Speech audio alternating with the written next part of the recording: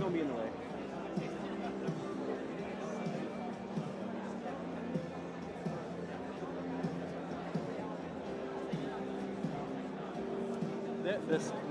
The staff told him, don't stand. I might reiterate it again, but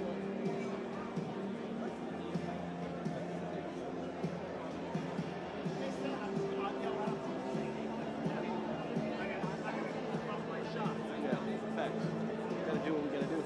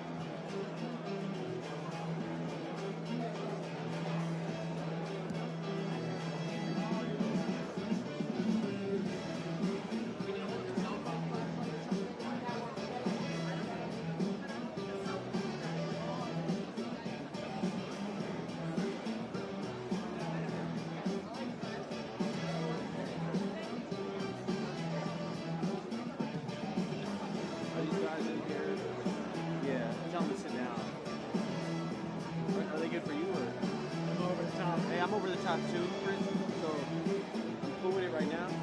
I don't want to make you the bad guy, so they just can't put their shit all the way up. If they do, they're gonna have to sit down.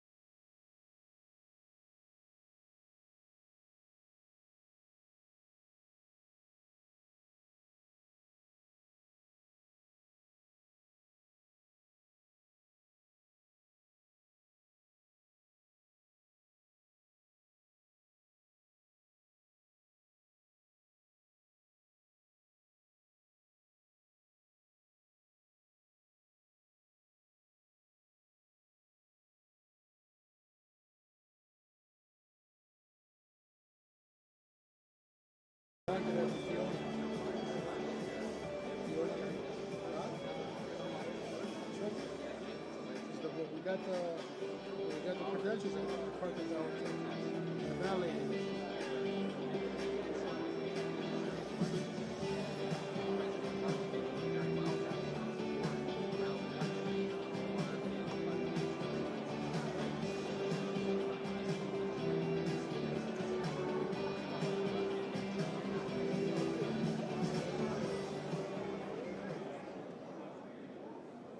Embark on a transformative journey where innovation meets purpose.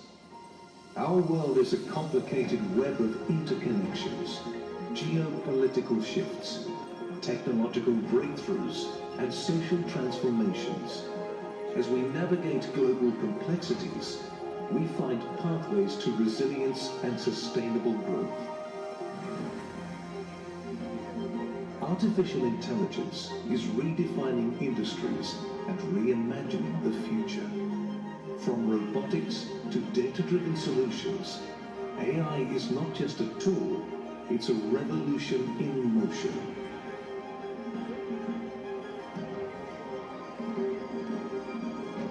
Biotech is rewriting the blueprint of life and leading us into an era where genetic innovation transforms our evolution.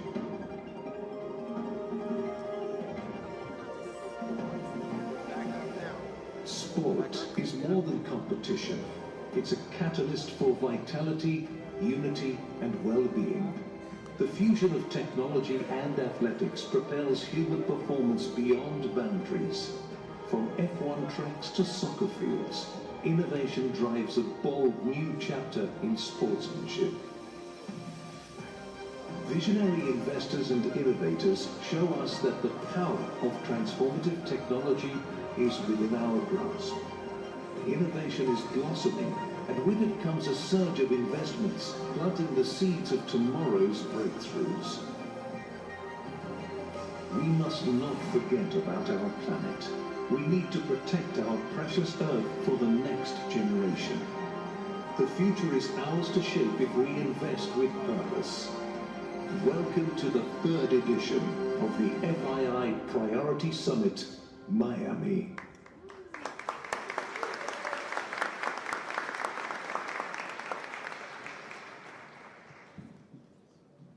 Good afternoon. Your Royal Highnesses, Your Excellencies, ladies and gentlemen, dear friends, welcome to the third edition of the FII Priority Summit in Miami.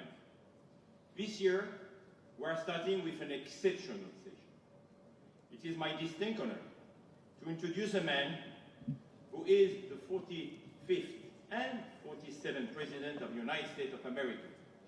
This man is a visionary business person, a media icon, and a political leader, of course. His impact on the global stage has been profound.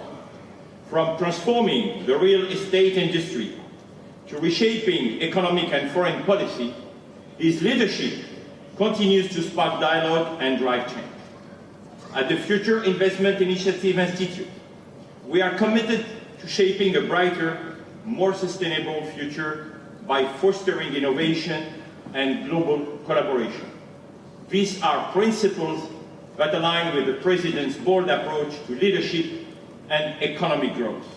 Please, ladies and gentlemen, join me in welcoming 45th and 47th President of the United States, Donald J. Trump.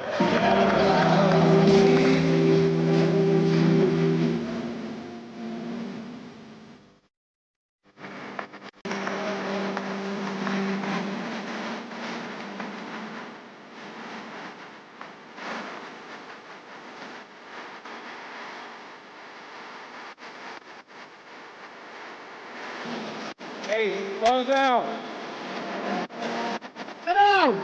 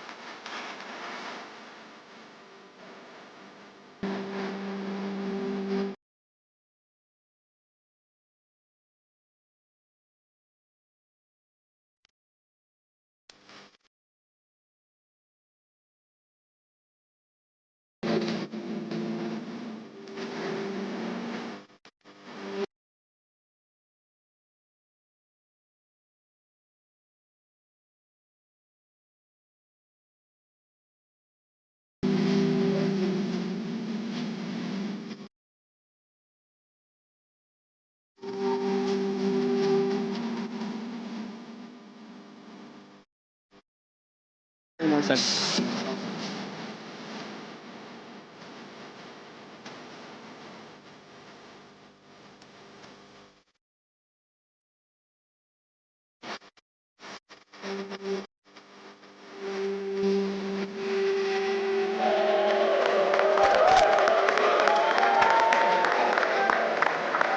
Thank you very much.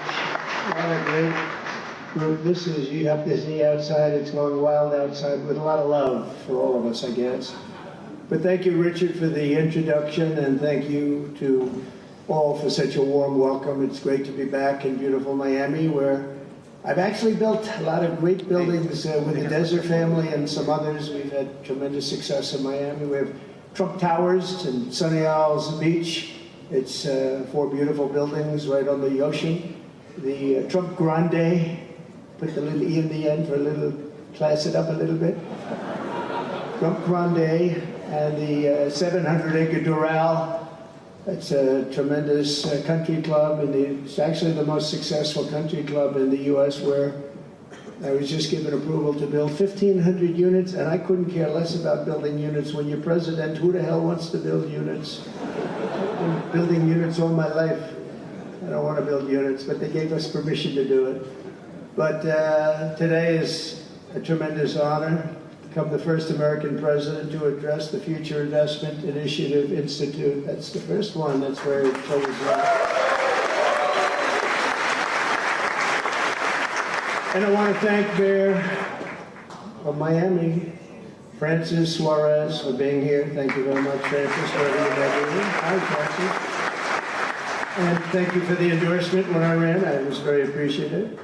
Along with the Mayor of Miami Beach, Stephen Miner. Stephen, thank you very much. Thank you. Thank you. Thank you, Stephen. Thank you very much.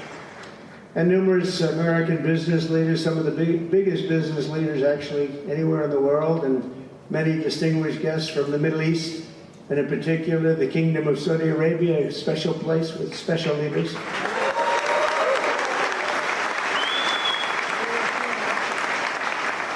And including FII Institute Chairman and Governor of the Public Investment Fund, which is a seriously big fund. Yasser, I see you there. Stand up, Yasser. Everyone knows Yasser. Thank you. Great guy, great person. And Finance Minister Mohammed, thank you very much. Thank you very much. Good to see you again. That's pretty good, Finance Minister of that part of the world. That's not bad. Other parts of the world, not so good, but that one is good. And many other senior government leaders. I also want to recognize the Kingdom's ambassador to the United States, Her Royal Highness Princess Rima. Very popular. Wow, that's very nice. Sitting next to Elon. Wow, you couldn't do better than that, huh? As well as my own special envoy to the Middle East, who's really done a fantastic job, Steve Witkoff. Thank you, Steve. He's been busy. And Michael Waltz is here. Where is Michael? Michael's been so busy. They've been going back and forth and back, and a woman who is just voted the most powerful woman anywhere in the world. No, I'm going to go with Princess Rima, but she was voted the most powerful woman anywhere in the world, Susie Wiles. Thank you. Thank you. Most powerful woman, that's pretty good. We have to talk to you about that, Susie. It's pretty good. And also, we all know Jared Kushner, a very special guy. Thank you, Jared. Thank you, Jared. And Elon Musk. He's been making a little news lately, hasn't he, right? Very positive. Stand up, Elon. He's a great guy.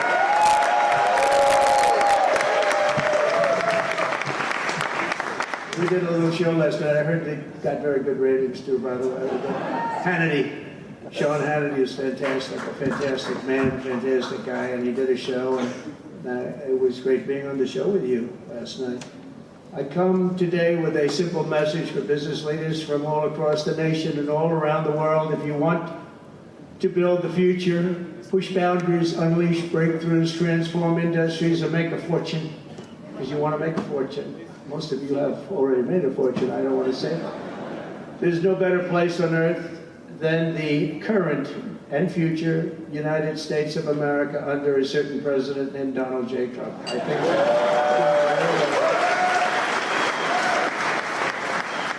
they're saying that November 5th, Election Day, 2024 will go down as one of the most important days in the history of our country. They said in 129 years, the most consequential election. I don't know if they're right about that or not, but it sounds good. I wanted to see if I could get a couple of more years tacked on, but I figured the fight wasn't really worth it. 129 is a lot. And as of January 20th, 2025, the dark days of high taxes, crushing regulations, rampant inflation, flagrant corruption, government weaponization, oh, I know about weaponization, and total incompetence will be gone forever. Will be gone forever. Because the United States is back and open for business, and the golden age of America has officially begun. You see it happening. Since my election, America's economic engines have come roaring back to life in just a very short period of time. Think of it, from November 5th, the progress that's been made has been amazing.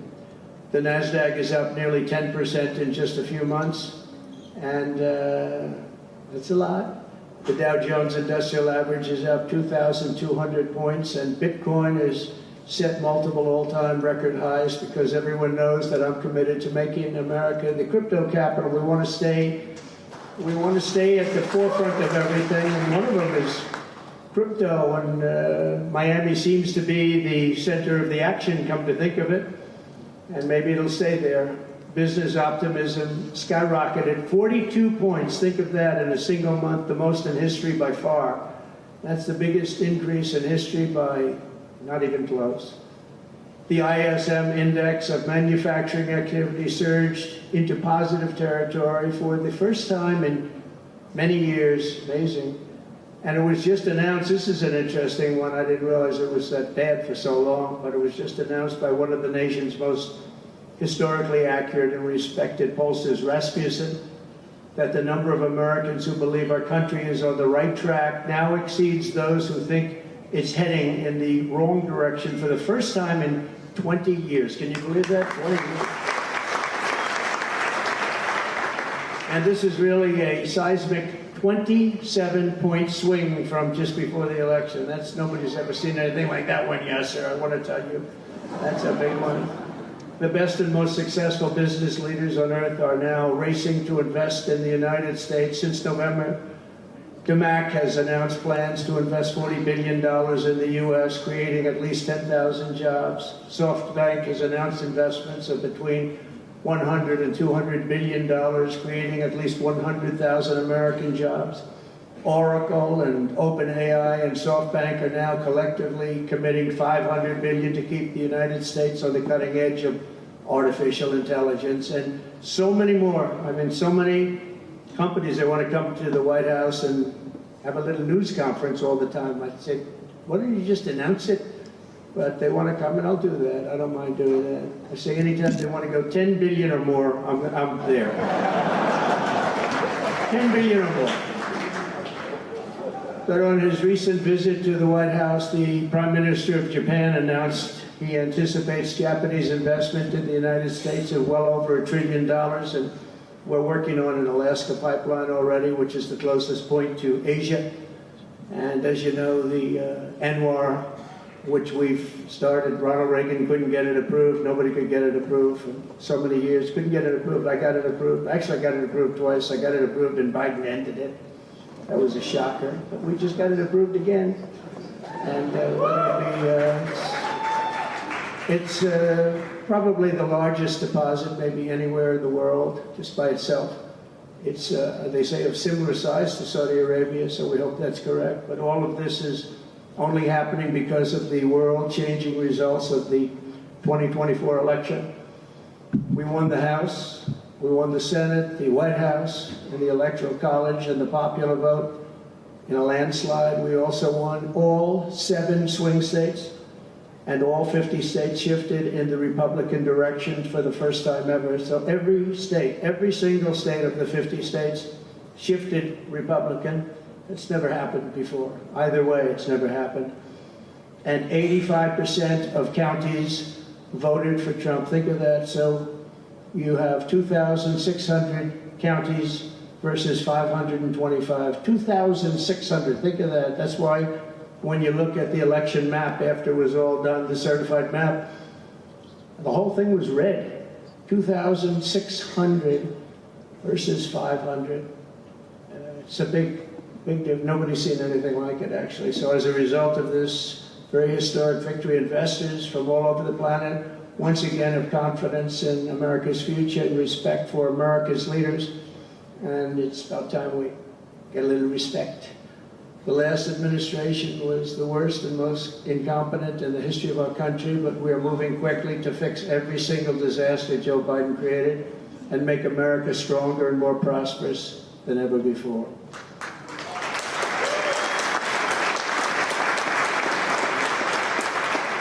Our first and most urgent mission is to remove the criminals that Biden allowed into our country with the ridiculous and very dangerous open borders policy. They came from all over the world.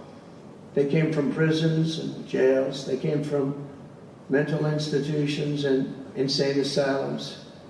They were gang members. They were drug lords. They came from all over, and they were allowed to come into our country. And we're getting them out in record levels, just like they came in record levels. I want to thank Tom Homan and Christie, who is she's doing a fantastic job, governor of South Dakota, and Tom Homan, you know, they are doing a fantastic job, and the results are incredible. And every country is taking them back. They're sending their criminals to us, and they're all taking them back. We had a little problem with a couple of them that ended very quickly.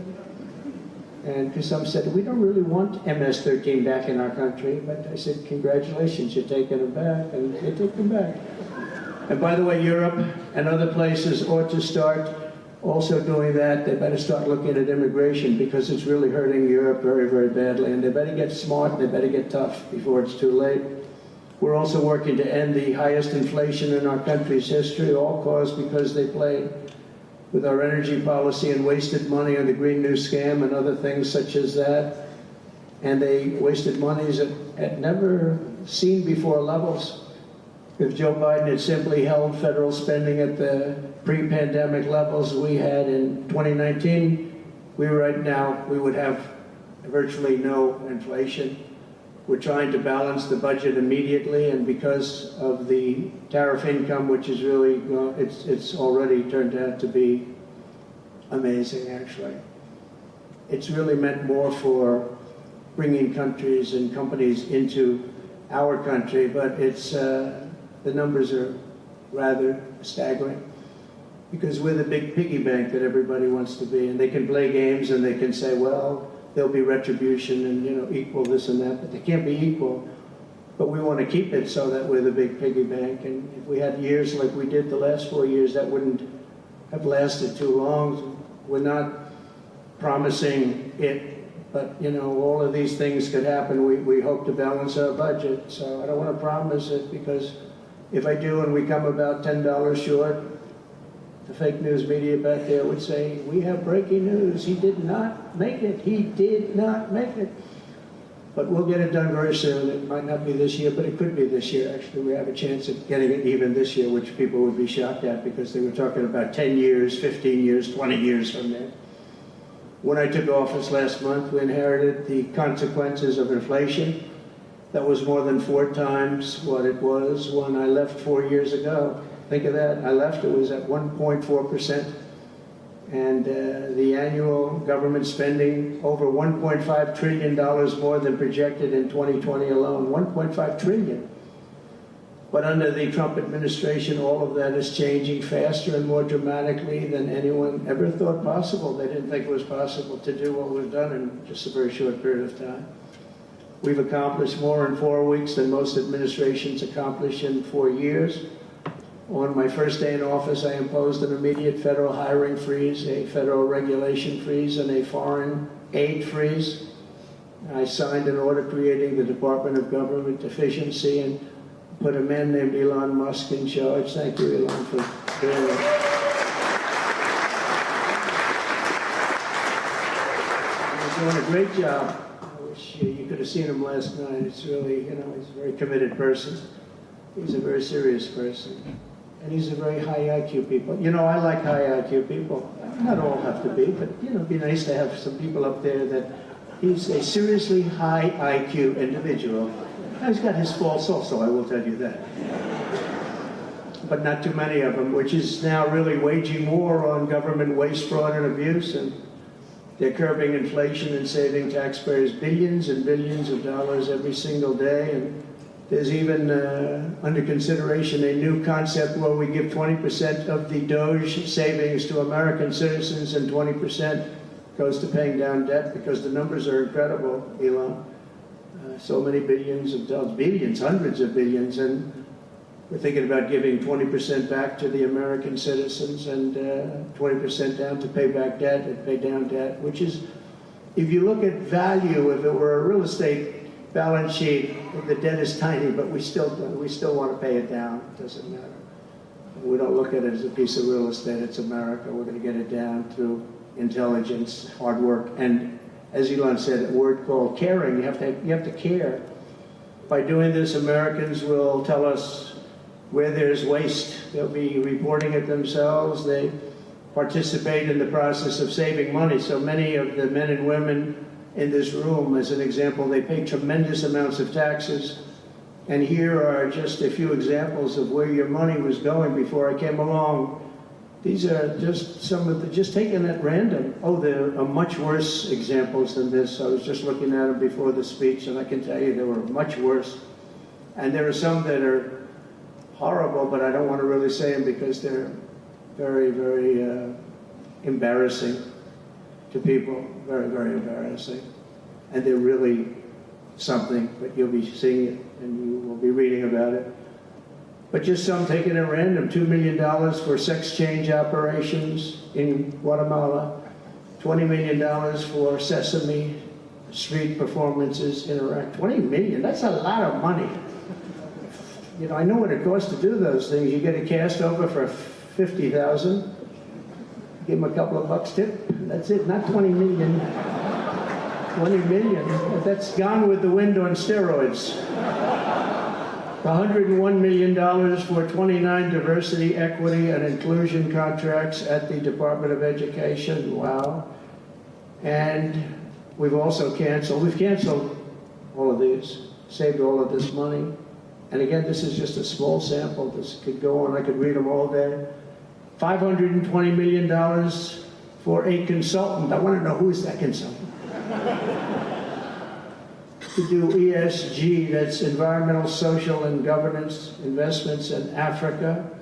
$25 million to promote biodiversity conservation and illicit livelihoods by developing socially responsible behavior in Colombia.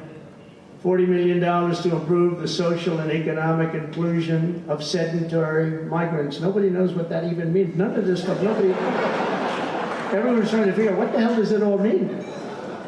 $42 million for social and behavior changes in Uganda. 40 million is a lot of newspaper ads in Uganda. $70 million for research of evidence-based solutions for development challenges. $10 million for Mozambique medical male circumcision.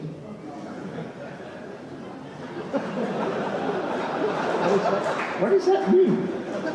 $2.3 million for strengthening independent voices in Cambodia. $14 million for improving public procurement in Serbia.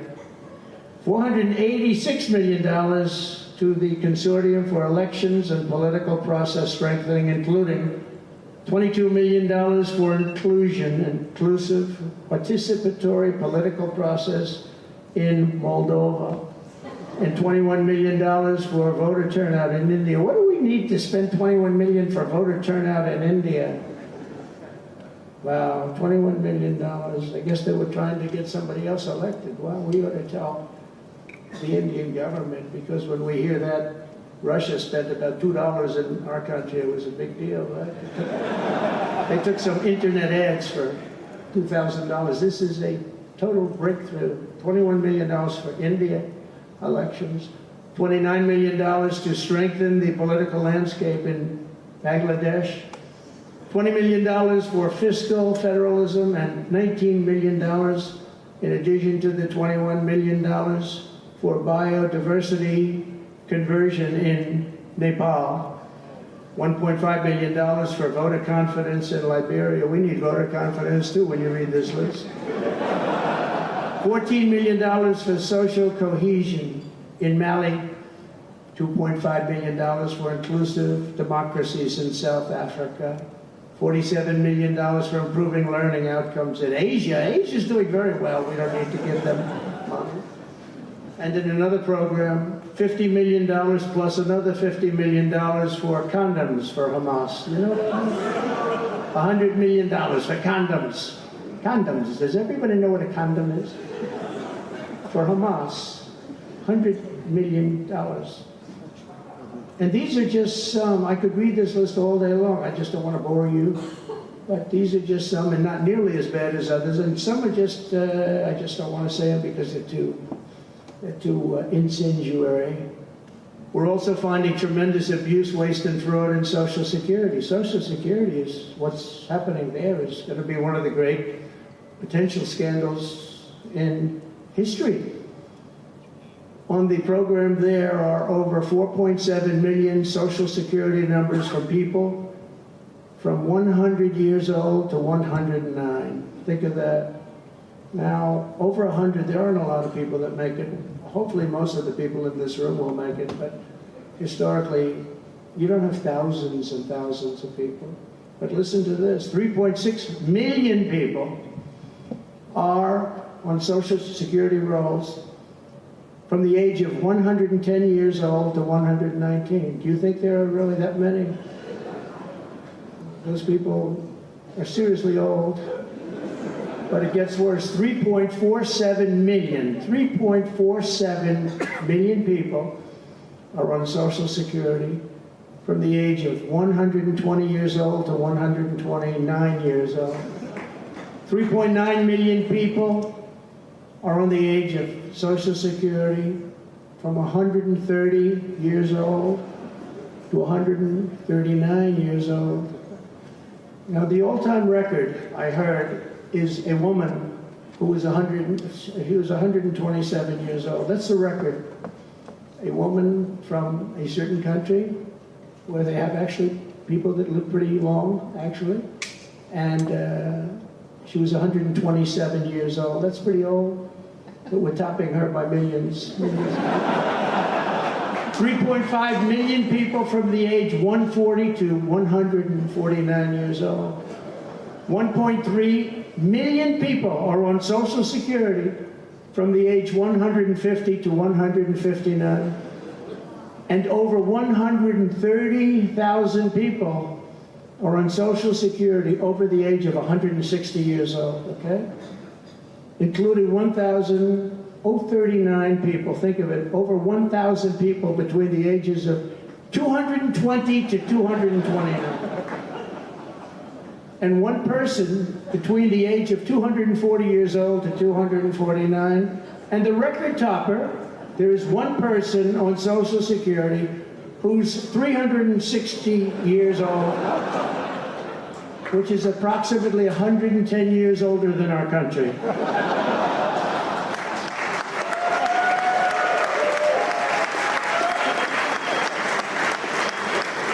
So what we're trying to find out, and what we will find out, is are people being paid from all of these, you know, somebody pocketing 10,000 here, 10,000 there, what's going on? So we'll find that out pretty easily because we have a lot of computer geniuses. I said to Elon, who are these people that are doing this, the Doge people? I said, who are they? Where do they come from? He said, well, number one, they love our country. Number two, they're really genius at computers. So nobody's going to fool them. When they go in, they see some bureaucrat that's scamming the country, and they try and talk about, you know, certain computer language. These people say, no, it doesn't work that way. These are people that have a natural ability as as, brilliant computer people. And it was very interesting when he told me that. I said, that's what you need today? But all of these scams have now been terminated. In addition, over the past month, we have effectively eliminated the U.S. Agency for International Development, which was funding much of this lunacy. We virtually shut down the out-of-control CFPB, escorting radical left bureaucrats out of the building and locking the doors behind them. What they were doing was so terrible. Where they were spending the money was so terrible. What we haven't looked at yet, but will be, is does the money come back to them? Because nobody can be stupid like that. And they're not stupid, they're smart, actually. And, why are they doing that? Does money come back to them? So we'll figure that out pretty easily, I think, and quickly. But I've ended all of the so-called diversity, equity, and inclusion programs across the entire federal government and private sector. I notified every single government DEI officer that their jobs have been deleted. They're all deleted. And it's interesting, even these companies that have tremendous amounts of money, a number of them just announced, Walmart, if you can believe it, they just announced that they're stopping. And, these companies are writing off like $220 million. How can you spend that much money no matter what you're doing? If you're teaching something, you're going to have an instructor, you're going to talk, you're going to give them a book. Please read the book. That you find they spent $225 million on that. What's going on? And we were going in the wrong way. And our military was really, although I tell you, we defeated ISIS with our military in 3 weeks. General Raisin Kane he's some general, he's a real general, not a television general. And 3 weeks ISIS, and I asked him, and I saw some of his people that were so great, the soldiers. We have the greatest military in the world, but we don't have the greatest top leadership. That's why Afghanistan was such a horrible situation, so embarrassing, and so many other things. But when we want to, with proper leadership, there's nobody even close to us. We have the best equipment in the world. We make the best equipment in the world. But we have the best military. We never fight to win. We fight to just keep it going forever. And when we fight to win, there's nobody that can even come close to us.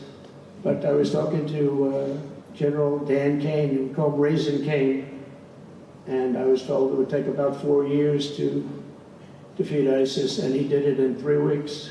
I said to him, what do you think, General? How long will it take? Sir, I think we should do it in less than 4 weeks. You're going to have time left over, and he did that. And we were told by the television generals it would take 4 years, so we did it. That's when I went to Iraq. I flew to Iraq, and late at night, the dark of night, all the windows closed, all the lights off in the plane, in Air Force One. And we flew in, and it was pretty amazing. I'll tell you, we were landing, and there were no lights in the plane. Sir, we have to turn off all lights. I said, you mean we spend $9 trillion, and we have to fly in Air Force One with the lights off? And I went up to the pilot, said hello. And by the way, these guys are like central casting. These are the best-looking human beings. Everybody's like perfect. The most handsome people, the best-looking people you've ever seen with the flat tops and the whole thing. And I was a little concerned because the lights are off, and everything's off, and even the lights in where he was were down, very dim, very, very dim, with all of the lights on the fancy dashboards of the plane, of Air Force One. We're getting a new Air Force One if they can ever finish the damn thing. We're getting 2 of them, actually. But we may have to go a different route because it's taken them a long time. We're going to get military that's going to start building. We're going to get people to start building properly again in our country because they don't build properly. This is gone. But we're up there, and I'm looking at these people, and again, I say, they look like Tom Cruise, but better. Stronger, tougher. And I like Tom Cruise, but these are better. And they said, are we okay, Captain? Yes, sir, we're fine. But I'm looking out, I don't see any lights, and we're landing. And I'm used to that. I like to sit with the pilots a lot and respect the pilots greatly. And we're up there, and we have the computer. I call it the computer voice, where it goes 1,900, 800. It's feet. Your feet above ground, so that means you're very low. And I'm looking out, and my eyes are pretty good, and I don't see any lights. And the computer goes out, sounds like an intelligent individual. It goes 1,000. We're 1,000 feet up. It's a 10-story building. There's a big plane. And then it goes 900, 800, 700. I say, Captain, Captain, we don't see any lights. Is everything? Yes, sir, everything's fine, sir. We'll be landing in 3 minutes. And then it goes like 600, 500. Captain, we okay? And then it goes 400, 300, 200, and I'm saying, man, there's nothing out there. And then he goes, boom, perfect landing right on this thing. There are no lights on the runway. There's no, I don't know how the hell they do it, but I'm sure as hell glad we had somebody that knows how to fly. But they didn't want to have any lights because they didn't want the enemy. After spending, years and trillions of dollars, we have to land with Air Force One with no lights on the runway. But they were incredible people. And then I got out of the plane and I actually asked my people, I said, excuse me, I was very brave sitting in that cockpit. Am I allowed to give myself the Congressional Medal of Honor? And they said, I don't think so, sir. I said, well, I thought that was extremely brave. But now here's the problem with saying a story like that when you're a kid. The press will say, President Donald Trump wanted to give himself the Congressional Medal of Honor. Headlines, headlines all over, the fake news. We call it the fake news, but we're all wise to them. But it was something, and then I went down, and it was the same thing. I'm standing on the top, and I look down, and there's these handsome people. Everybody's like from a movie set. Good-looking guys. I get down the stairs, and what's your name? My name is Kane, sir.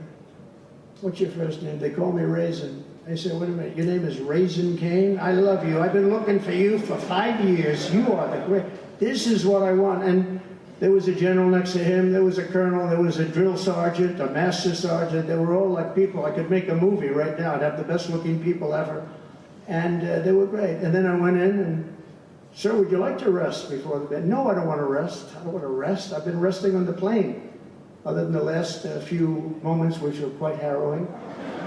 And I said, I don't want to rest. He was thinking about Biden in advance, Biden would have gone there, he would have rested for days. And then they wouldn't have had a meeting. He'd just go home. I said, I don't want to rest. I don't want to rest at all. I want to go. So we went into this bunker, and we had a lot of very good, talented people. And that's when I asked them. They said, I'm hearing it's going to take a long time. I said, no, that's not right, sir. It's not going to take a long time. We'll have it done in 4 weeks. I said, how can you say 4 weeks when in Washington they said 4 years? He said, 4 weeks, sir. We'll hit them left, we'll hit them right, we'll hit them up the center, we'll hit them underground and overground, we'll knock the hell out of them, sir. And I said, why is it that they said so long? He said, because they wouldn't let us fight. We're very far away. They want us to fight from this airport. We're very, very far away, sir. And they want us to fight here. We have many substations out, sub-airports, they call them remote airports, where they build them in the sand, and we have many of them. And I'd use them all, sir. And I would hit them so hard from so many different directions. I said, well, what do you think? He said, you just let me know. I called him back and I said, go ahead and do it. Are you sure you can do this, General? I said, yes, sir.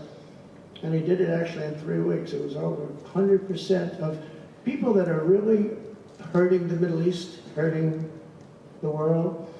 And it was done. And I'm telling you, we have the greatest military in the world, but you have to use the right people. But there's nothing like what they were able to do in that case and in other cases wherever I gave them something. It was done incredibly well, and many of the instances because it's been well reported. But we've also required, so we have a country that's a great country. It's a strong country, but it's a country that's just now gaining its respect back to the levels that it should have never lost.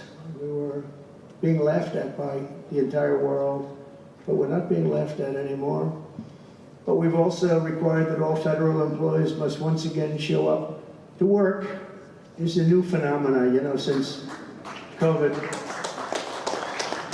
Show up to work in person like the rest of us. So I mean, it doesn't work when you don't show up. And I see companies now are all going back to it. They're all going back. It's great.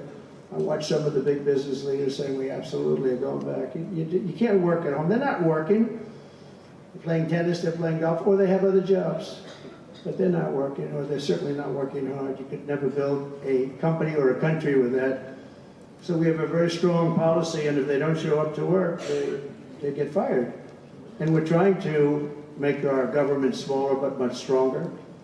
And we have tremendous bureaucracy, but it's happening. A lot of people are leaving, and in some cases leaving with pretty good offers. You know, you're paid 7 or 8 months and go out, find a job. But some of these people had jobs. They were actually working for us, but they also had other jobs. And those people, in theory, they have problems. I don't know if we're going to do anything about that. So we have other things to do, but they were working other jobs instead of working for us. So they were staying home working, but they were working other jobs, getting paid a lot of money perhaps.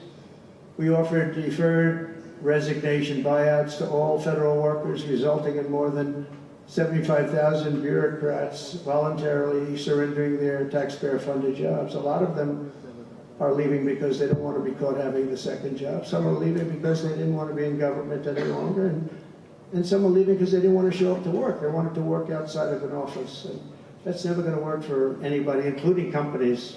Companies ought to get smart. You watch these companies where they do that, they start going bad, nobody knows what's wrong with this company. Well, try getting the people back into the office where they can be cohesive and together. In less than a single month, the Department of Government Efficiency has already saved over this is just a short period of time, $55 billion. And we're just getting started. That's nothing compared to the numbers that we're talking about. Right? We're ending trillions of dollars in waste, and it'll mean much lower inflation, lower interest rates, lower payments on mortgages, credit cards, car loans, and much higher stock markets. I think the stock market's going to be great. In other words, we will rapidly grow our economy by dramatically shrinking the federal government, and we have to do it. I'm also taking fast action to end the radical left's nation-wrecking crusade against oil and natural gas. Over the past 4 years, the Biden administration cut the number of new oil leases and gas leases by 95%. They slowed new pipeline. I mean, look at Dakota Access, they wanted that one knocked out. The Keystone Pipeline, they wanted that one knocked out. They ended the Keystone. We got the Dakota Access done, but it wasn't easy after they tried to stop it. They slowed new oil and gas pipeline construction to virtually a halt. They shut down 38% of active oil and gas rigs in the United States, but they love the wind turbines. They go round and round and round. The wind doesn't blow, they got problems. They kill all the birds, they ruin the sight lines, they ruin the plains and the beautiful areas of our country, including the oceans, the lakes. They closed more than 50 power plants, all causing energy prices to skyrocket. You saw that happen. That's what caused inflation, pretty easy. These policies were so destructive that despite draining nearly 40% of U.S. strategic petroleum reserve, meant for emergencies, it was meant for emergencies. It wasn't meant for getting the price of gasoline down so that you can win an election. It didn't work for winning the election. Actually, there's so many people that are driving that it's a very small number. It just had a very small effect, but in the meantime, it takes it down. We'll fill it up fast, but it's at the lowest level. When we made the transition, it was at the lowest level in history, ever recorded, the lowest level. Nobody's ever seen it that way. They put it all out because they thought they could keep gasoline prices down a little bit, just go past the election, and after that, they didn't care. And it didn't work because they didn't get elected. I got elected.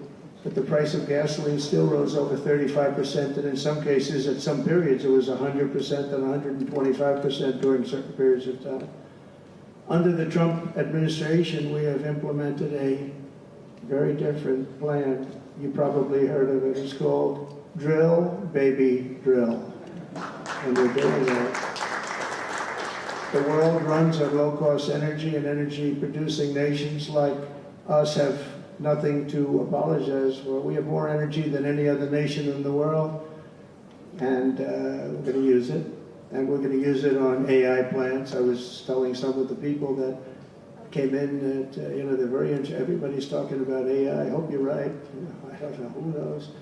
But Elon, are they right? Are they right in going they are all in for AI? But the problem is, to do it, just in our country, you need twice the electricity just to open up and be the top of AI. You need twice the electricity that we have right now in the entire country. If you take all of the electricity, you need more than twice. You need double what we have right now just to fuel this new industry that's growing. I was amazed when I heard that number. They all said, how can we do this? Because, in China and various other places, you can probably get it with the shake of a hand. But in our country, you can't. But now you can, because I've been declaring a national emergency in order to get fast approvals. And we're going to have, if you build a plant, you're able to build an electric generating facility right next to your plant. So you'll be making your own. You won't have to count on utilities. You won't have to count on an old grid that could fail, could get hit by something, bad things or good things. But you're not going to have to worry about grids. You'll build your plant, and you'll build essentially you become a utility in a way. You build your own electricity. If you want to build extra and put it out and get paid for that, you're going to be able to do that. You could put it back into the grid, but you're going to be able to build with your plant a generating facility. And we're going to get you Lee Zeldin, head of the environment and environmental, the environmental group, various groups, and we've got them unified now, but we're going to get you very fast approvals. And we approve so fast, your head will spin, and we're going to get that whole industry started. And we're going to be the head of it. We're leading right now. We have the greatest brain power. We're leading right now, and I expect that we're going to be leading by a lot, but we're going to get you the energy very, very quickly. That would be the one thing that everybody was concerned. How do we have that much electricity when Los Angeles has blackouts and brownouts right now? There's a lack of electricity, but we're going to get it at levels never seen before. I ended the ridiculous Green New scam, halting tens of billions of dollars of wasteful deficit spending, and I withdrew the United States from the unfair one-sided Paris Climate Accord, and I ended Joe Biden's insane electric vehicle mandate, because it was just insane. I repealed the last, and by the way, if you want to buy an electric car, it's great. If you want to buy a gasoline-driven car or a hybrid, it's great. Whatever the thing happens to be. I heard hydrogen's hot. The problem is when it's not, you're in deep trouble, because when that sucker blows up, they don't find the body. So that's one that I said, you know what, let's take a pass on that one. They said it's good, but when it's bad, it's really bad. You find the bodies on trees, on the side of a tree. I said, I think we'll pass on that one, right? We're not going to want that one. But you never know. Maybe someday it'll be good, but it doesn't sound like it's off to a good start. I repealed the last administration's very destructive natural gas export ban. And last week we approved our first new liquefied natural gas export license, and we have literally hundreds of people that want to export. I recently met with the Japanese Prime Minister, Shiba, to discuss large increases in American oil and gas exports. They want it so badly. They said we went to the Biden administration, they wouldn't sell it. They wouldn't sell it. Nobody knows why. Biden didn't know why either. They asked him, I don't know. If they did, oh, I didn't know that. But we're going to sell it, and the new project in Alaska is going to feed all of Asia. We're going to take care of all of Asia. We have so much oil and gas, like very few people, like very few countries have, like really actually no country has. I also met with Prime Minister Modi of India, who wants to greatly expand India's purchase of American energy, and my administration has also launched the most aggressive deregulation program of any nation in history. Under my executive order, for every one new regulation added, 10 old regulations have to be eliminated. And in our first term, which was actually an incredible success, we had the greatest economy in history until COVID, and even after that, we did great. The stock market was higher.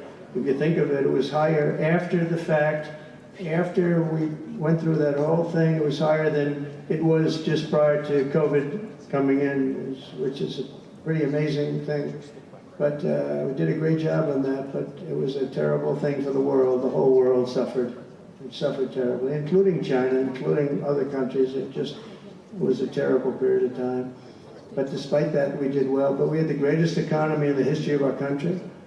And I think this time we're going to do even better. We were artificially hurt by COVID. We had to focus on that instead of focusing on, but just prior to COVID coming in, there's never been anything like what we did, what we achieved. And even after, we did very well, and especially considering what all of us had to do with COVID. Some nations were hit so badly, it's just unbelievable what happened to them. As part of our effort, I've signed executive orders to keep the United States at the forefront of artificial intelligence and to end Joe Biden's war on Bitcoin and crypto. We ended that war totally. That war is over. They were very hostile toward them until the very end, just because there's so many people on Bitcoin and crypto that just before the end, the SEC came out and they were being very nice. I was so nice to people because so many people were being indicted for no reason whatsoever. Very political group of people. It's all they did was elect indicting people. But they were being indicted, and many of those indictments were dropped just before the election because they said, wait a minute, there's 100 million, 125 million people using this, and they didn't want to have, all these people being voted against. But by the time they did that, it was too late. We had that vote entirely, I think. I think anybody smart that believed in that, and there were a lot of people believing it, anybody that was smart voted for Trump. And they pulled the indictment. So I see people that were indicted. I said, I saved your life. I saved your life. Because if they actually thought that I was doing it, they said, what is Trump doing? Is he doing it for political reasons? I don't do anything for political reasons. I do what's right. I do it. I want to be in the forefront of every industry. So I'll be working with the Republican Congress to pass the largest tax cuts in American history. And that includes, obviously, we have to extend the Trump tax cuts, which were, until now, the largest. We're going to dramatically cut taxes for families and for workers and for companies, including no tax on tips and hopefully no tax on Social Security and no tax on overtime. And that overtime one is a sleeper because I think a lot of people are going to be spurred on to do a lot of extra work. When they hear that, a lot of companies really like it, a lot of people really like it. The new Trump tax cuts will also include 100% expensing for new factory construction in the United States and anything else that you're going to buy with capital. If you buy something that is going to be good for our country, we're going to let you expense it, 1 year expense. And we did that the first time, and everybody was saying, can you go back to that? Now you still get, I guess, 40% or whatever, but it pares down. But we're going to bring that right up to the top level. I think that had a lot to do with the success that I had during my first term. And we'll substantially cut taxes for all domestic producers of oil and gas and just about everything else that they produce. In my first term, I brought the business tax down from around 40% to 21%, which everybody said was an impossible thing to do. I cut it from 40. It actually was state. He said he was much higher than 40. But I got it down to 21%, and now I'm bringing it down to a goal of 15%, but only if you make your product in America. In other words, you're going to be at 21%, but if you make your product in America, you're going to go from 21 to 15. If you don't, you're going to pay 21%, which is still lower than anything. So guys like Elon are going to come and make these great cars in the United States. So a lot of people will. A lot of people are calling. A lot of car companies are calling. They called me, three of the majors. They called and they said, we're looking all over the place. We want to be there. Yep. I'm going to be announcing tariffs on cars and semiconductors and chips and pharmaceuticals, drugs and pharmaceuticals and lumber probably and some other things over the next month or sooner. And it's going to have a big impact on America. We're bringing our businesses back. If they don't make their product in America, then they have to pay a tariff. But if they do make their product in America, they don't have to pay any tariff, which will it's all going to bring trillions of dollars into our treasury, or it's going to mean that there won't be any taxes because we want to have a fair base. If they don't have it, we don't have it. If they don't pay, if they don't charge us, we don't charge them. It's pretty simple. The Republican Party is once again the party of common sense. We're a party of common sense. We want strong borders. We don't want men playing in women's sports. We don't want to have transgender for everybody. We're the party of common sense. That's how we won the election in such a big manner. We'll no longer allow other countries to ransack and plunder our nation. That's why I've announced that we will soon begin imposing reciprocal tariffs on any country that engages in unfair and unequal trading practices. If they tariff us, as I said, we will tariff them at the exact same rate. So if a certain country, because some of these countries, even countries that I've already mentioned, are extremely aggressive with tariffs. Nobody knows that. European Union, they have the VAT tax. It's devastating. It's very tough for people on the outside. Hard to sell cars. It's really impossible to sell them because they also have non-monetary tariffs that are very, very tough. But if you take a look at that, it's a very unfair situation. And the VAT tax is similar to the tariff. Around the world, I'm moving quickly to end wars, settle conflicts, and restore the planet to peace. I want peace, and I don't want to see everybody being killed. And you take a look at the death in the Middle East and the death that's taking place between Russia and Ukraine. It's been going on, and we're going to end it.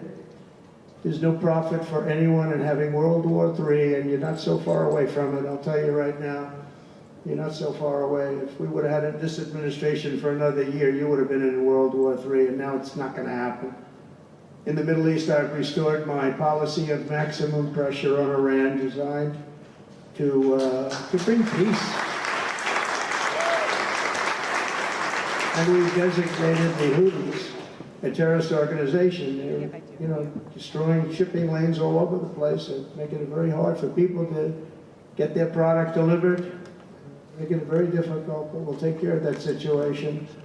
And we've secured a ceasefire in Gaza, and we're bringing in the hostages, and we're bringing them home to their families. Some of them are in pretty bad shape, I have to tell you. To end the horrible war in Ukraine, I've spoken with President Putin and President Zelensky, and our teams began negotiations this week in Saudi Arabia. I want to thank Saudi Arabia for that. That was Saudi.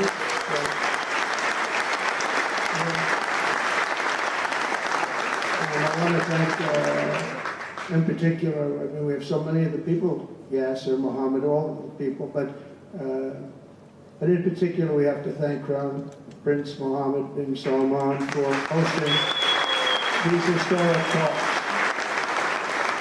And talks that went very, very well. Steve was there, Steve Witkoff was there, and Michael was there, Michael Waltz, and others, and they really went well. It's a big step. We've got to get that war over with. You have to see the people that are dying. I look at the pictures, the satellite pictures of the field. It's a level field, and it looks like a modern-day version of Gettysburg, and you know what that means. It is just carnage. It's horrible. And it's not American soldiers. It's not even soldiers from the Middle East in the case of Ukraine, Russia, but it's people, it's young people from Russia and Ukraine mostly that are just being decimated. It's flat fields. And a bullet goes, and a bullet only stops when it hits somebody. And the level of people being killed in that battle, soldiers, young soldiers, in some cases old soldiers, because they're running out of people. They're running out of soldiers, one case. But think of it, a modestly successful comedian, President Zelensky, talked the United States of America into spending $350 billion to go into a war that basically couldn't be won, that never had to start and never would have started if I was president, not even a chance. And it didn't start for 4 years, never would have started. But a war that he, without the U.S. and Trump, will never be able to settle. They'll never settle that war without our involvement. That's why they did such a great job this weekend. That's why Saudi Arabia did such a great job this weekend in hosting. The United States has spent $200 billion more than Europe, and Europe's money is guaranteed. They get their money back. It's a form of a loan. Nobody knows that. I know that. I said, why isn't somebody saying, we do it the same way? And we spend much more money. We have to equalize. But while the United States gets nothing back, so they get their money back. It's a loan. We just give our money. And we had a deal based on rare earth and things, but they broke that deal. But they broke it 2 days ago. We had a deal because they said we're spending $350 billion, and Europe gets their money back in the form of a loan, and we don't. We're just giving the money hand over fist. That's the Biden administration for you. but they're no longer dealing with the same United States as they were dealing with a few months ago. Why didn't crooked Joe Biden demand equalization, and that this war is far more important to Europe than it is to us, and that there's a very big, beautiful ocean, a separation. This is, we're helping Europe, we're trying to help Europe. On top of this, Zelensky admits that half of the money that we sent them is missing. They don't know where the money is. He said, well, we don't know where half of it is. That's great, wonderful. He refuses to have elections. He's slow in the real Ukrainian polls. I mean, how can you be high with every city is being demolished? It's hard to be high. Somebody said, oh, no, his polls are good. Give me a break. Every city is being demolished. They look like a demolition site, every single one of them. And the only thing he was really good at was playing Joe Biden like a fiddle. He played him like a fiddle. That's an expression we use, Yasser, to say that he's pretty easy, A dictator without elections. Zelensky better move fast or he's not going to have a country left. Gotta move fast, because that war is going in the wrong direction. In the meantime, we're successfully negotiating an end to the war with Russia. Something I'll admit that only Trump is going to be able to do in the Trump administration. We're going to be able to do it. I think Putin even admitted that. Biden never tried. Europe has failed to bring peace, and Zelensky probably maybe he wants to keep the gravy train going. I don't know what's the problem, but he hasn't been able. He's very upset that he wasn't invited. He could have come if he wanted to, but that he wasn't invited to Saudi Arabia. But he's been working for 3 years. There's never been even meetings or phone calls to stop this war. It's a horrible thing. I figure Russia's lost 900,000 soldiers. I think that Ukraine's lost probably 700,000. And it's a terrible thing. You'll see bodies and body parts all over the field, all over. We see them very accurately through satellites.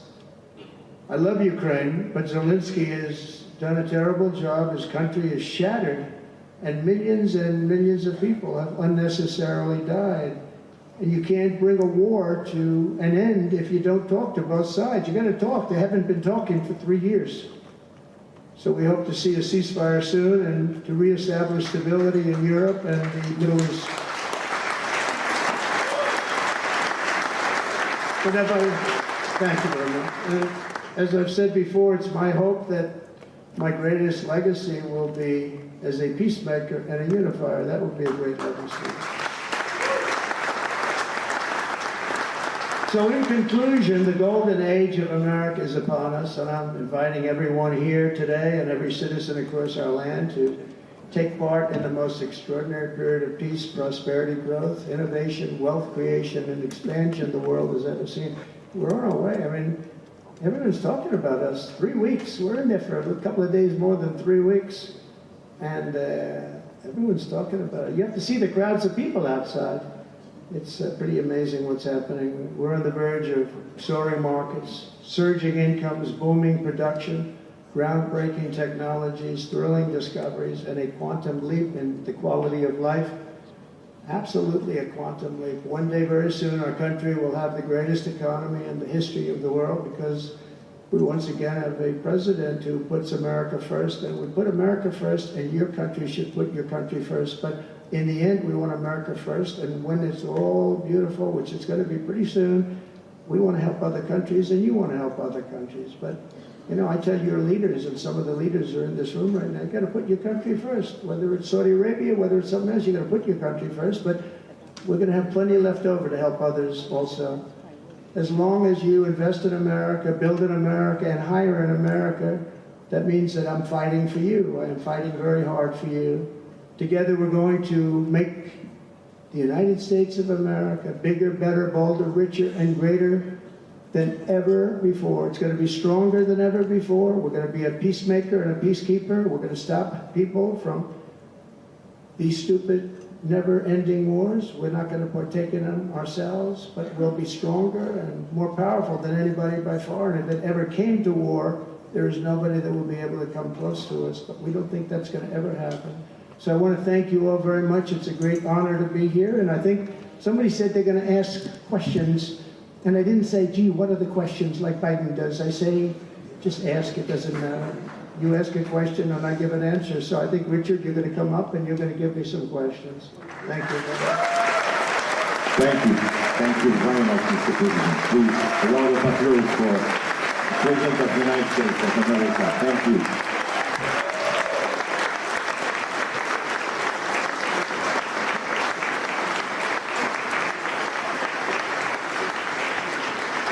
Mr. President, thank you for accepting to take a few questions. 20 years ago, I don't know if you will remember, we were under the same roof in Orlando and you were delivering an amazing speech in front of 3,000 sales reps, giving them the best advice to be successful. So what is the best piece of advice that you have ever received? Well, I think it was watching my father. You know, my father was a very hard worker, and he just worked hard. And he was very smart. He had good genetics. His brother was the longest-serving professor of the history of MIT, Dr. John Trump. And my father was every bit as smart. But my father had to work. He was older, and he put his brother through school. In fact, he once said, boy, I put him through so much school. He had 3 different degrees. And they asked him to stay on at MIT, but my father was the same ilk. And I noticed that my father was a happy man.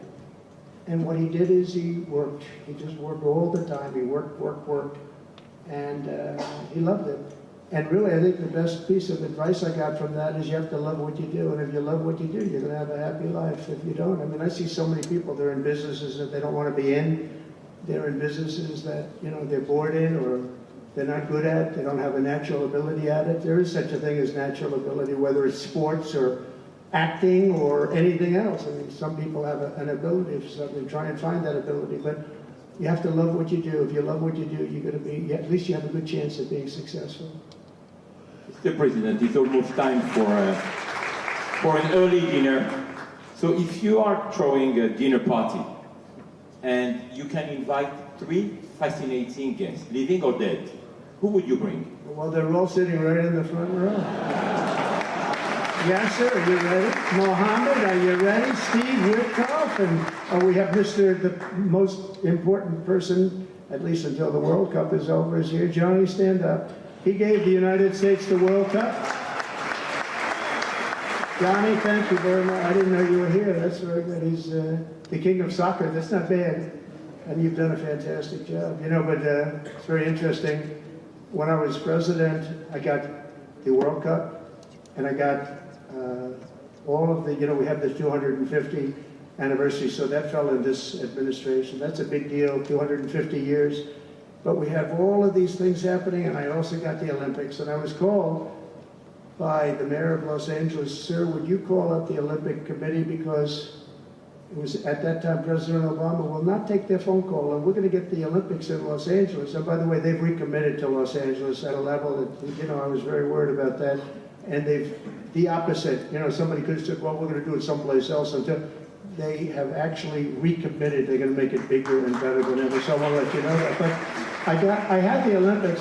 So I got the Olympics, I got the World Cup, and I said, and the 250, but that one I didn't get. But it was there, it was in this term. And I ran an election, and we did fantastic in 2016. We did much better, millions and millions, tens of millions, but millions and millions of votes better. And bad things happened, and I didn't get that one. And I said, you know, when I originally signed the Olympics, I said, I won't be able to even be president. And I got the Olympics, because if I didn't, when I spoke with the people, the organizing committee and the people in different parts of the world, they asked me to do it because the president wouldn't do it. I was president-elect, and I gave them a talk. I couldn't get them off the phone. They were starving for love. And the bottom line, they gave us the Olympics, and they said, you know, isn't it sad I won't be president? Then we had the election result, and now I'm president for the Olympics and for the World Cup. So I'm very happy about that, Johnny. Thank you very much. Thank you. I'll be there. I promise I'll be there. And by the way, Mr. President, backstage you have a gift from Johnny. He gave us the first ball with your name, which will be played for the World Cup in America. It's going to be great. Thank you, John. Very much.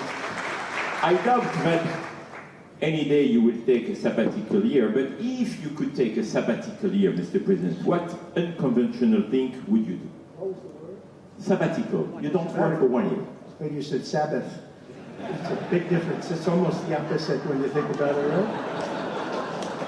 I think what I do is, look, what I'm doing now is the most exciting job in the world. It's a hard job, not an easy job. It's a nasty job. It could be a lot easier with, I think that the news media has to straighten themselves out because people are getting it. They're losing tremendous popularity and they've lost their prestige and they've lost their credibility. And I think it's a very important thing, the news media, but I think they have to straighten themselves out because the people are going around them now. They have so many different things with, like Elon with X, which was a big thing, and we have Truth, which has been fantastic, and we have so many other things that you don't really need traditional. But I will tell you that there's just nothing I could do to enjoy my life, whether it's that or anything else that you ask, because this is the ultimate. I had to make a big decision, and it was a very risky decision, because if I would have lost, my life would have been a much different life. It would have been a very nasty life. They were going after me at levels that nobody's ever seen before. Not Andrew Jackson, not Abraham Lincoln. The historians say that the president that was treated the worst by far by the media and overall was Andrew Jackson. In fact, his wife died of heartbreak. They were treated really rough. And Abraham Lincoln was second, but he had a civil war, you can understand that. But nobody was treated like me, nobody. And I will tell you, you learn a lot about yourself. But there's nothing I'd rather do. I had to make a decision, do I do this? Because if I lost, it would have been very, very bad. It was dangerous, actually, very dangerous in so many different ways. And I decided to do it, and I said, I have to win, because if I don't win, I spoke to a friend of mine the other night, he said, if you lost, it would have been it was actually Sean Hannity just before we did the interview last night. He said, boy, if you would have lost, you would have had a tough life. You would have had a very tough life. So there was a certain amount of courage involved in this decision to run, and it's a great honor to win by this much, to win all 7 swing states, the popular vote. Popular vote doesn't get won that much by Republicans for whatever reason. I think that's changing because, again, we're the party of common sense and they're the party of some real bad things, and I think they'll change. I think they have to change.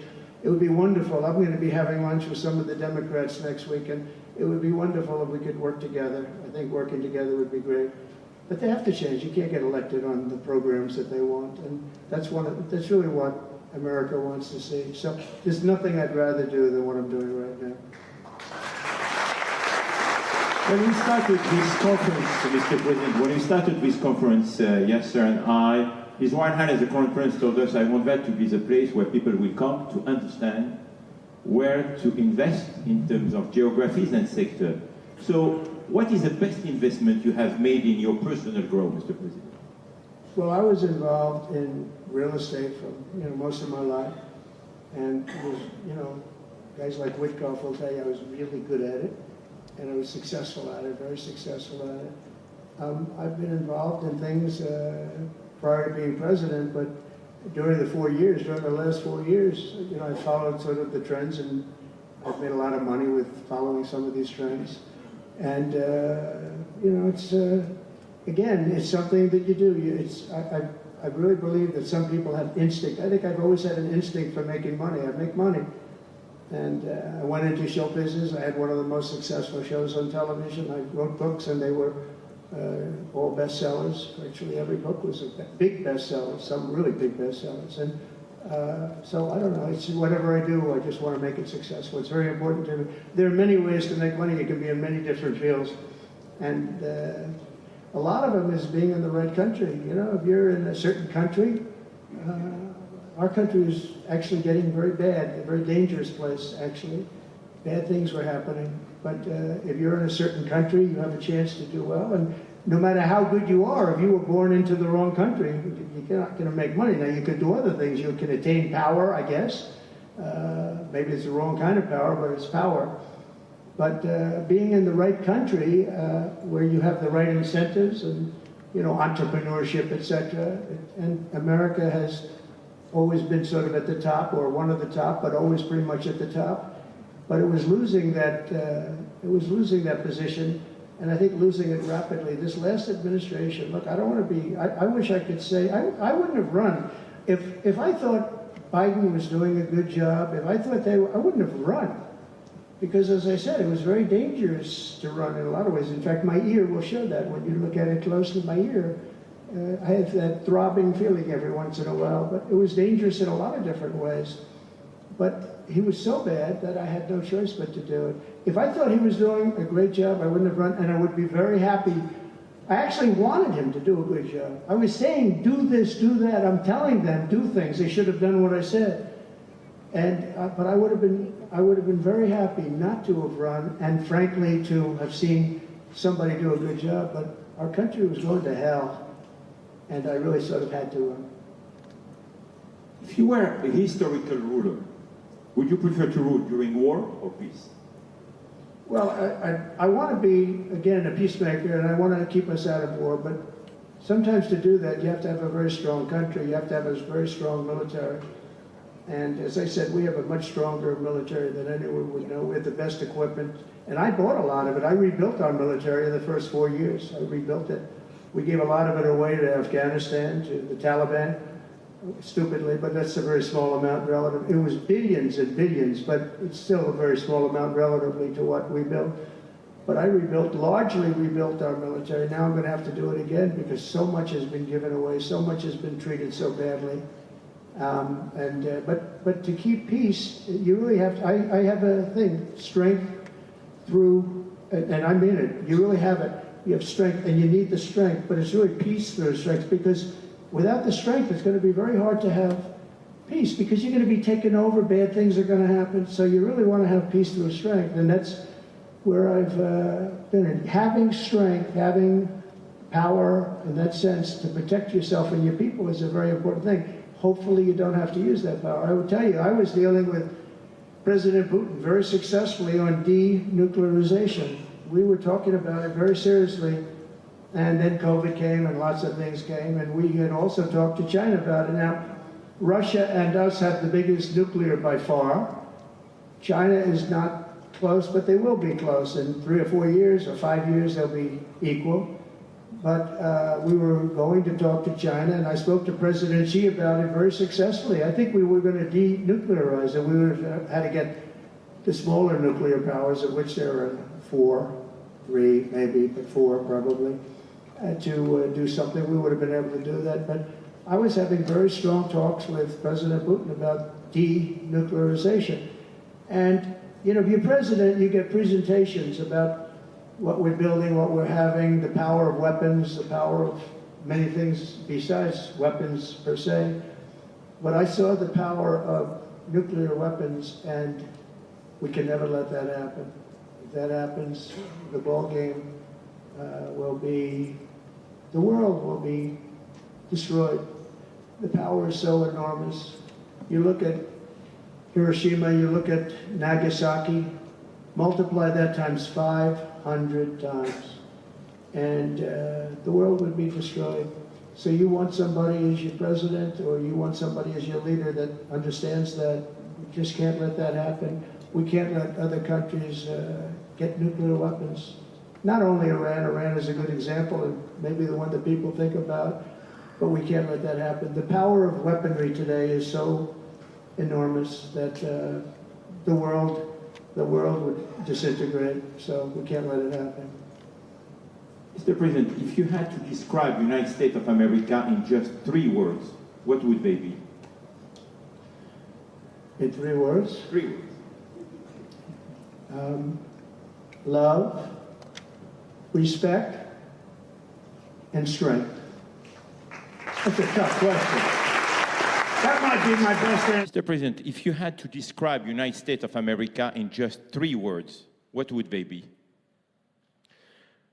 In 3 words? 3 words. Love, respect, and strength. That's a tough question. That might be my best answer, Yasser. That reminds me of high school, that one, but that may have been the toughest question, actually. Do you think Joe Biden could have done that? I don't think so. I don't think so. We're almost at the end, Mr. President, but talking about the United States of America, what is one cultural habit in the US business that the rest of the world could learn from? What is the best practice that Well, I think we this love our country? families, but I think a lot of the world loves their families. You know, I was speaking to the head of Mexico because I complain constantly about people pouring in. Now our border is the strongest border we've ever had. We've gone from the worst border ever in history to the strongest border. But I was speaking to the president of Mexico, a very wonderful woman, actually, and I said, we were talking about drugs. You can't let people come through your country and come into the country. You know, I was not that nice, but they understood what I was saying. And she said something that really got me. She said, I said, you're not a big drug-taking nation. And she said, no, we are not a consumer. And I said, a consumer, what is, you know, an interesting word. We're not a consumer nation. We're not a consumer of drugs. I said, what an interesting, and why is that? She said, well, we have very strong family values. I said, but we do too. We do too. We have very strong. Our families are devastated by what's happening with fentanyl, and China will not be doing. We're going to make a deal with China. They were not letting that happen anymore. And I had a deal, by the way, before I left. I had a deal with President Xi where they were going to give the maximum penalty to anybody making fentanyl and sending it into the United States. And their maximum penalty is the death penalty, and it would have stopped.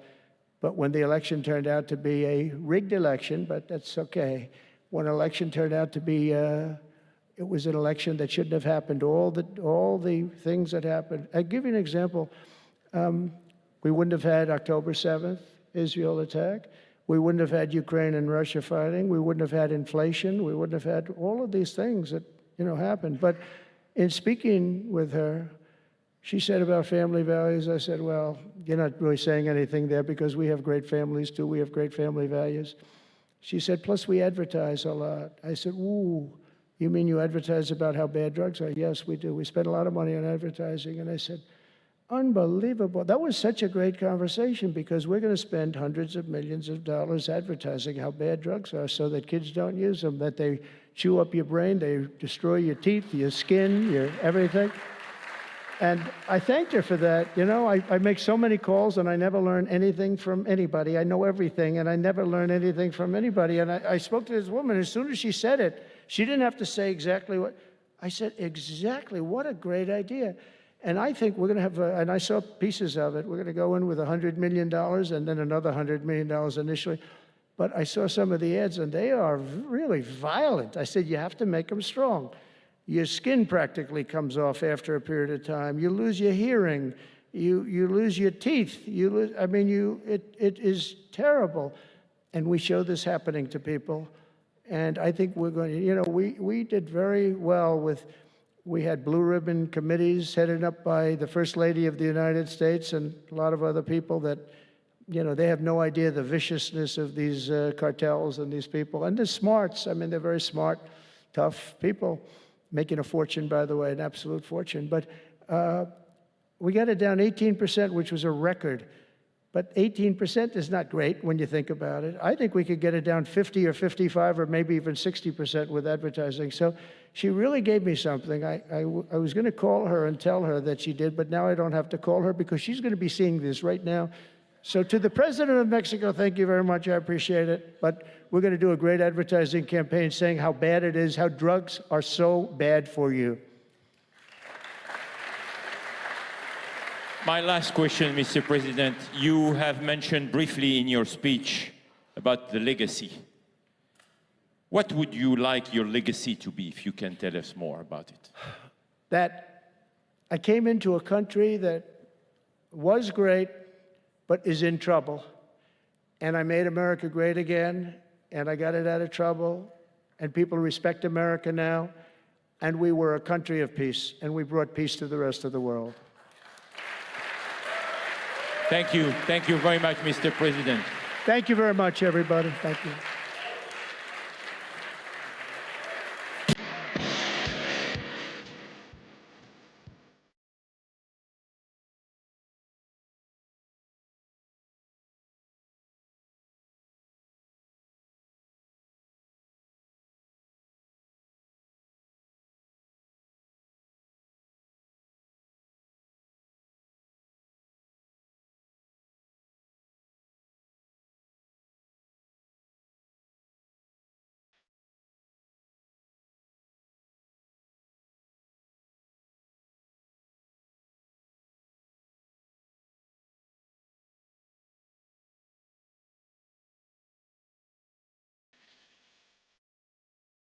兄弟。